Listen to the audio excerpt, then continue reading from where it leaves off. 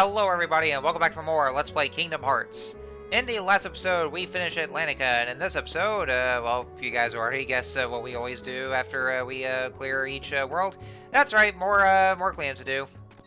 So, first thing we'll do is, I'm gonna head back into the item shop to see if there's any more upgrades. I think what I did was that I went and bought a new shield for Goofy because I think the other magic staff upgrades for Donald is already, well, I don't think there's really been any upgrades. Or actually, there was that silver mallet. Yeah, I think I go. Yeah, the silver mallet is what I purchased. Excuse me, there. Sorry, I just had a bit of a hiccup. Somehow that just came out of nowhere. And let's see. I think next up is the. Well, I think I purchased the mithril shield up next because yeah, that's what I do. Because I thought there was gonna be because I thought with the mithril shield, Goofy would have more stats. So let's see here. The silver mallet, well, actually, as it turns out, it decreases Donald's MP, which is actually most important to him. So so I actually just don't bother with it. I think I do end up equipping. Yep, I do end up equipping the mithril shield because that does increase Goofy's attack. So yeah, that's just all we'll do here. And so next we're gonna do is head over to well, actually, what you're gonna see is I was gonna head over to the second district, and then I just went back or I just had to go back over to the accessory shop first. Yeah, you'll just see here in a minute. I just I was about to go there, and it's like, oh wait a minute, I just forgot about something, and just went back over to the synthesis shop because I just remembered that I needed some more synthesis items to use with all the materials I've collected in Atlantica. So there's actually some more stuff to unlock that we can create. I think the first one I do is I go and create this Mega Aether, or do I start with the equipment that's right here? Yeah, okay, I just, yeah, that's what Pass Me does. I can't really seem to remember exactly what I would do, but yeah, I thought I was gonna go and use create the Mega Aether, but I just went for the other stuff first, and now I don't really have any materials for anymore. So I think I don't know if I was able to equip any more of the of these accessories for Sora, because I really want to go for the kind of accessories that only increase Sora stats, but not so much decrease the stats. Okay, yeah, I see the golem chain is would increase stats, so I think that's what I go for next. Yep. So increase the strength and then the defense. And so since there's not really much else to just go and equip for Sora because the stat decreases. See, next I equip the I think it was the Angel Bangle for Donald.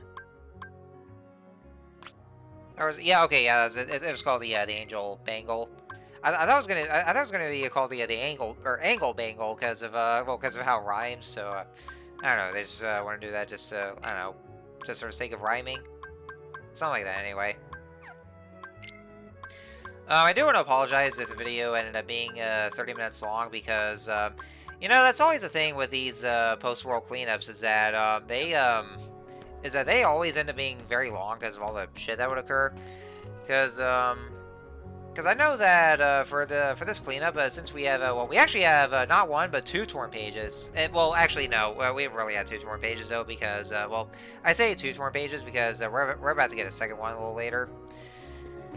And so back over here, and also of course once we go a little further, we actually have a couple more summons I haven't yet to show up. I'm going to go ahead and just show off one more. So the next summon I'm going to show off is the summon for Bambi. So let's go ahead and use that right here. And yeah, it's actually very strange of all. Like, you know, they just had to use Bambi of all characters as a summon. And yeah, let's see this whole animation of him frolicking. I'm just so surprised that, you know, Bambi sure seems very happy-go-lucky at the moment, considering all the shit that he's had to go through. Like, I don't know, if, you know, losing his role is already bad enough, then I'm sure this is already at the point where his mom fucking dies. So, yeah, all the shit that he had to go through, and yet somehow he's still very happy somehow. Yeah, angst, what angst? So yeah, this is what Bambi does. He basically just prances around, and he'll actually just make these magic orbs summon, or I mean, or make these magic orbs appear. And then it just goes all over the place, and I think he might have some sort of attack after he charges all the way up, but I'm not entirely sure. I haven't really used that much of him. I'm only just showing him off. And yeah, that's basically the whole gist of using Bambi there.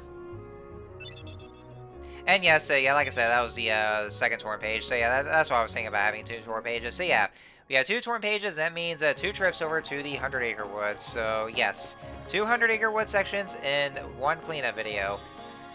Yeah, how's that for a 30-minute long, or for a 30-minute long video?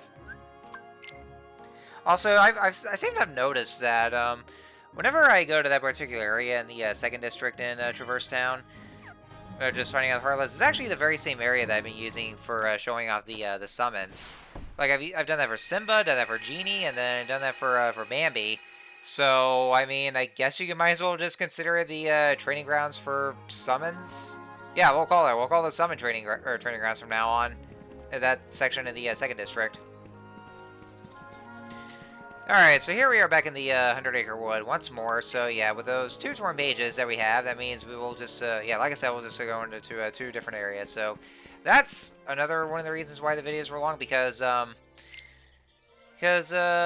do want to say this though. What I was trying to get into is that I've actually did 2 recording sessions, and the reason being is because I don't know what it is, but like in these sections of 100 Acre Wood, I have no idea what the fuck I was supposed to be doing, because I mean probably because it's been so long since I've even done this world.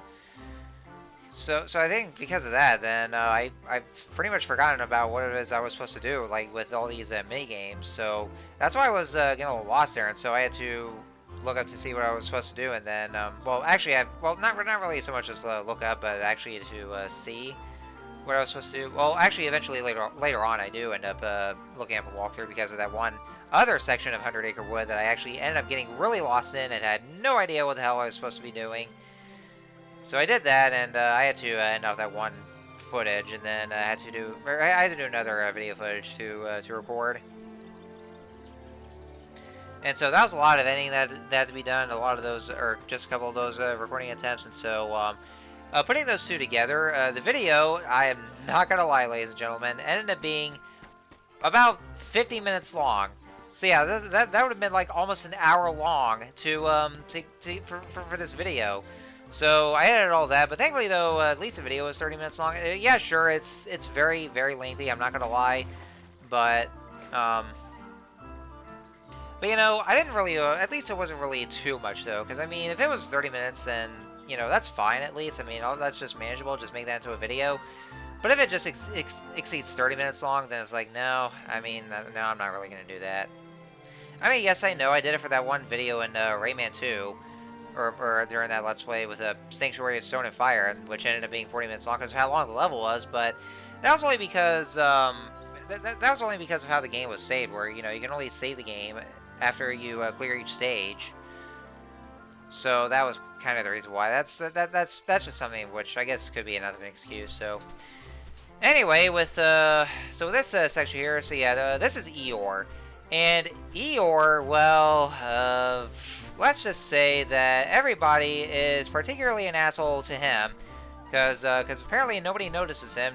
He always feels left out. Trust me on this one. I've been there plenty of times, especially back up when I was living in Georgia. But yeah. So basically, what happened is that yeah, we basically had to push Eeyore back to land while he was just floating through the river, because apparently nobody else could help him. So of course we would help him. Fucking jerks. I mean, you know, considering that this is supposed to be 100 Acre Wood and that everybody's supposed to be nice, but apparently everybody is an asshole to Eeyore for no reason. Just for no reason whatsoever. Like, come on, people, just give him a chance, you fucking jerks. So apparently, once again, he's lost his tail, in massive air quotes. Well, what it's supposed to be. And so we had to go look for it. So what we had to do is that we actually had to guide Pooh over to the tree. And to do this, you actually have to lock onto him. So yeah, you can't really talk to him or anything like that. You have to lock onto him, and then that's when he'll follow you. I had no idea what I was supposed to do because the game didn't even tell me what I was supposed to do. I mean, you actually had to talk to Owl to figure out what you're supposed to do just by locking onto Pooh, but they don't even tell you that early, so you really have to go around figuring out what you're supposed to do, and, you know, you get lost in that, and then it's only when you talk to Owl is when you figure it out. Wow, gee, that's fucking nice. I mean, I love this game, but, you know, I get so much lost somehow in Hundred Acre Wood because, you know, because the game never really seems to be clear, very specific on what I was supposed to do. Because, I mean, nobody really could figure it out at all whatsoever. Also, oh yeah, somehow Pooh's just skimming over to the swing here. I mean, you know, he's happy about a swing. And yeah, somehow he's just kind of slow because of it. So, one thing you do want to watch out for is that Pooh will somehow, well, you know, because of his case of ADHD or something like that, but he will actually get distracted by honey, which is why you'll see those honey pots. And if he gets too close to the honey pots, he'll actually not stop following you just to go and come over to eat the honey. And I think you have to call over to him to have him stop doing that. A fat fuck. And then you just and then he'll just come back over to you, and you just keep guiding him over. But thankfully, though, it didn't happen to me.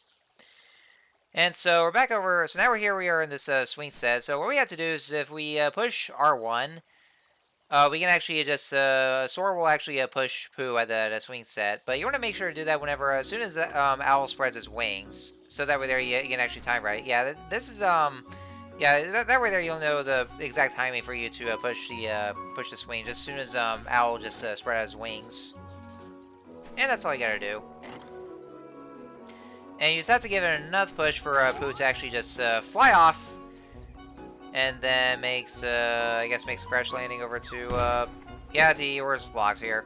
Yeah, that's supposed to be Eeyore's house, I would say, and yet somehow it always gets destroyed. And, yeah, there it is. That's the sail. It was in there the whole time, which they could have easily seen it, but nope. No, they just, somehow, it just appeared somehow, and yet they were just right there, and then they had to make this effort to, just to put the tail back onto Eeyore. Well, back onto Eeyore's ass, I would say. God, that sounds painful. Yeah, that's it. And I don't know why the camera is panning out to just where Owl's just doing the animation. Yeah, see the way the camera pans out to Owl, where he just does the animation, and that just comes off very sinister. He's like, "Oh, those fools will never know what I'm planning."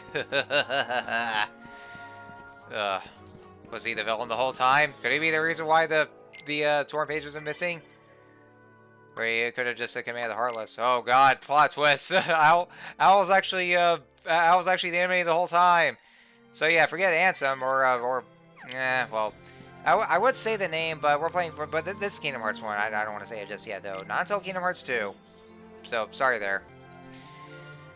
Alright, so the next section for the torn page is this one right here, and this is actually where I get so lost here, and this is actually where I get so frustrated with this. So I actually had to stop the recording, and I actually had to look up a guide to see what it is I'm supposed to do, and then I actually felt like an absolute idiot for that, but we'll get to that a little later. So for this one,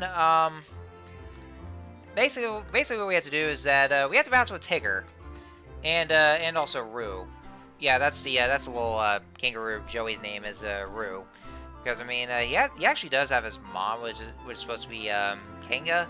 And yeah, if you're asking like how I'm actually still remember this, well, you know, it's Kingdom Hearts, of course. Because I mean, if I'm playing through Kingdom Hearts and I remember a lot of the Disney stuff, then well, a lot of stuff here from Disney, it's actually those games with name. Well, I mean, not that I haven't really seen the movies. I mean, I've seen the movies, of course. Well, some of them a long time ago, but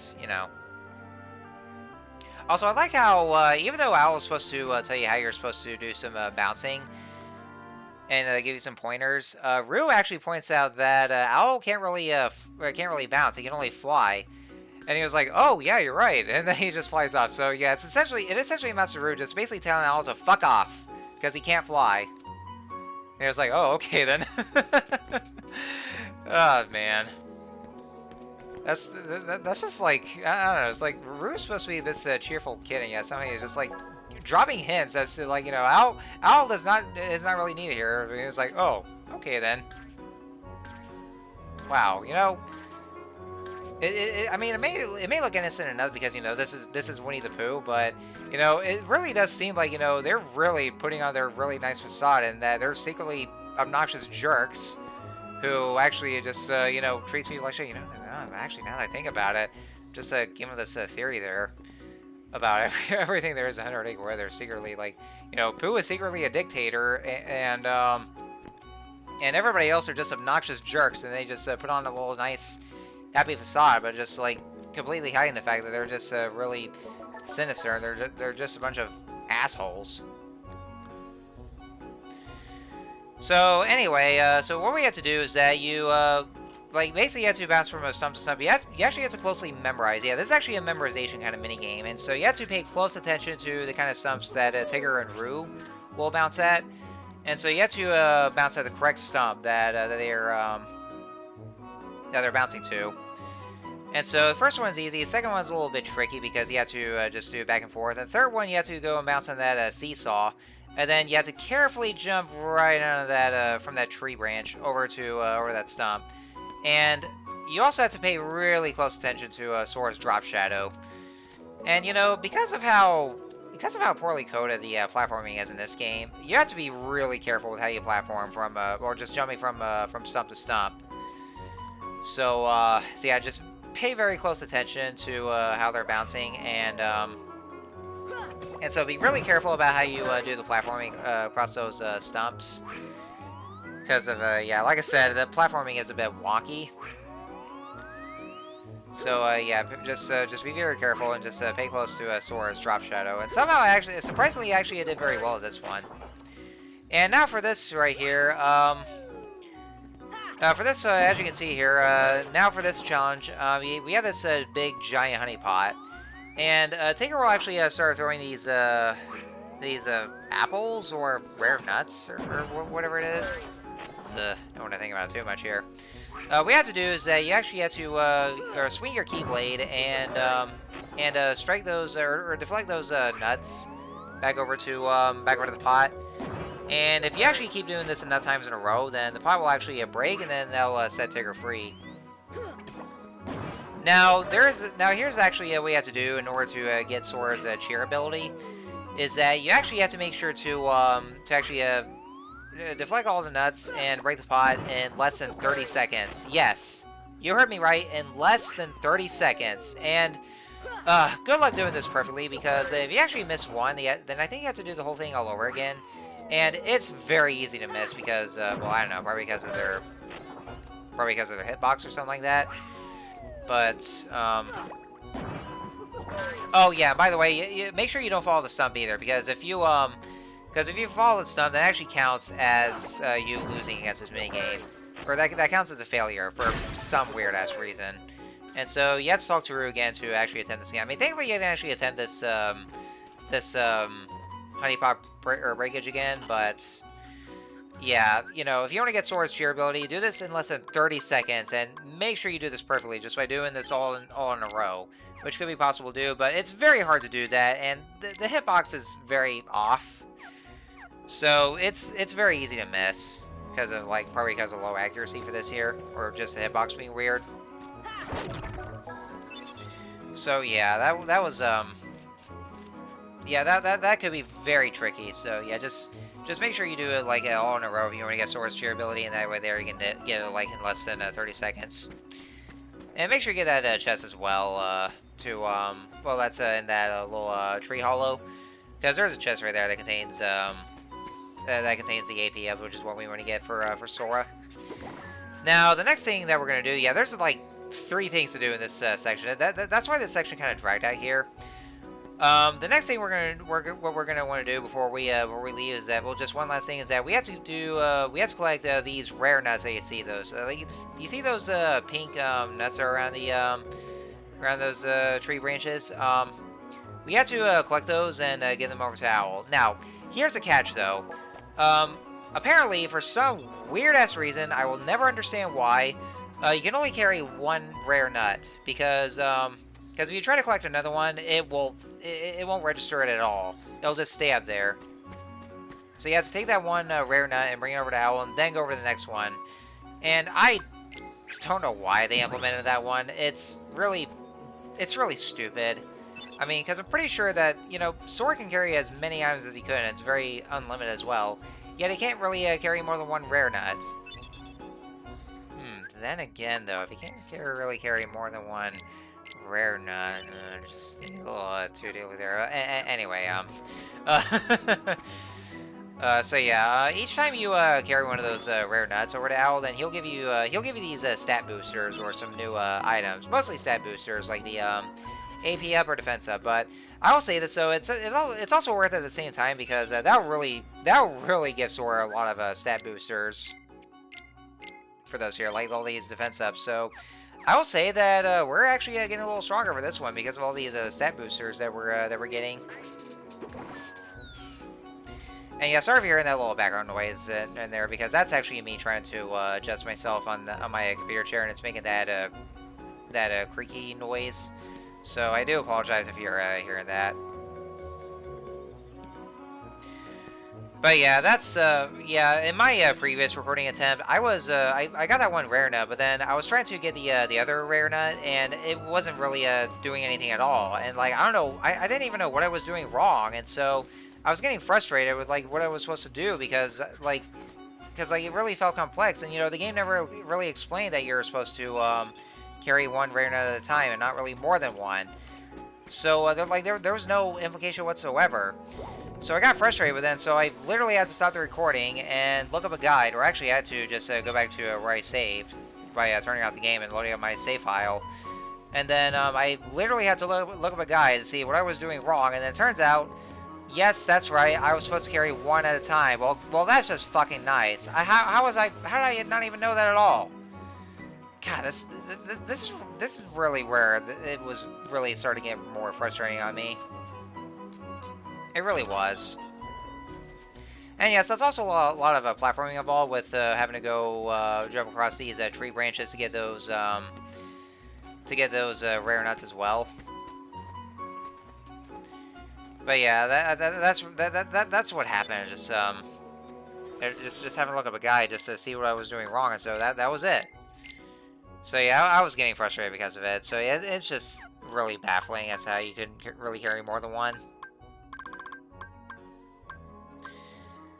But yeah, that's what it is. It's basically a lot of platforming involved, and so now I have 2 AP. So I went ahead and equipped Treasure Magnet, just so you know, track nearby the HP or MP, and also the money that's nearby. And so what I did there is that you see those little stumps here? They really clearly look like switches. So you just press on those, and then these water geysers will appear to provide some extra platforming on these pieces of driftwood. Or what it looks like here. So you just get across here, and then you get to these rare nuts here. Also, what I wanted to get into is that during this section where Sora has to push Pooh on the swing, somehow he was asking like how the swing works, or like you know how he's supposed to use the swing. Like he doesn't even know how to use it, and I'm like, well, that's strange because like how does Sora not even know how swing works? I mean, could it be that that he never used swings before back over on Destiny Islands? I mean, was there no playground there whatsoever? I mean, there could have been because like as it's revealed in Kingdom Hearts 2, there's actually another island, like not just the main island that we've explored on in this game, but like there was also another separate island that contains a neighborhood and also not to mention a school because yeah, there's even a school in Destiny Islands. As what's revealed in Kingdom Hearts 2. And look at all these. Ew. Owl, you know this is this is for kids. You know, I mean this is rated E. Well, actually, rated E 10+ here, but well, the original game was rated E. So yeah, all these nuts. Yeah, saying this in an E rated game, just that's gross. Anyway, But yeah, I guess, I mean, does this mean there's really no playground on Destiny Islands, like, with no swing sets or anything? You know, that's any kind of way they do for entertainment? I don't know, that's just, those are just my kind of theories there. Alright, so that's both of the torn pages of the 100 Acre Wood down, okay, I'm sorry if I'm speaking gibberish here. I'm slurring my words a lot, like it's like crazy. And my mouth feels a little dry as well. Anyway, so yeah, that's 100 Acre Wood done for these two sections here, those two torn pages, and so it looks like we have one more to go. And so now I'm back here in Deep Jungle, and so there's actually one more thing, which I could have done actually just like right after Deep Jungle was done, but, you know, well, because of all the other shit that I had to do with the post-world cleanups, and those other sections I had to do with all the backtracking ended up being so long. Because this particular section we had to do is it's also very long in itself, and so I didn't want to drag out this other video. So since it seems like since the video only ended up being 30 minutes long anyway, so it would just be manageable, I figured, you know, might as well just go and get this out of the way. So yeah, so remember back when we visited the world where we did these tree sliding sections? Well, it's having to go back and forth. Well, now this gets relegated to a mini game here. So if we go back to Deep Jungle after clearing it, so we go back to the tree sliding sections, we basically have these tree sliding mini games here. So basically what it is that we have to collect these fruits, and there are actually 10 fruits in total for each section. And after you collect them, you want to make sure you collect all 10 of the fruits for each of the sections, so that way they'll acknowledge it as clear, and then you get rewards for that. And then after that happens, then you actually get to unlock a new section, because it comes in about like 5 sections. But, well, actually I would say you unlock 4 more sections, so that means there's like 5 sections in total. And so you get to these different areas for tree sliding, like this cave right here, this stream here. So as long as you've collected all 10 of the fruits in each section, and then you acquire the section, and then you have to do this one again. And then you actually get to unlock a different path. So, let's say, for instance, in the first section, you'll see that this new left path is open. So you make sure to actually just push forward, or just push left on the analog stick. So that there you can actually get to this new path, and then you'll get to a new area. And so that's actually what I'm doing, though, is I'm actually just cutting off these other sections, because, you know, after, yeah, like I said, after clearing those out, then you have to repeat those same exact areas again. But make sure you collect all 10 of the fruits each time as well, so that way there you can actually get a perfect score and actually get a final reward for that. I mean, I think that's what you have to do, is just collecting all of the fruits. But I did that just to make sure, so, you know, just in case. Because I really do want to get the final reward for that. Now, in some of these areas, like in this area in particular, Sora and Tarzan will actually slide a lot faster in there, and yeah, you can actually see right there that's the other path is covered by bushes. So once we come back, and then after collecting all the fruits and all those bushes disappear, and that unlocks the other path.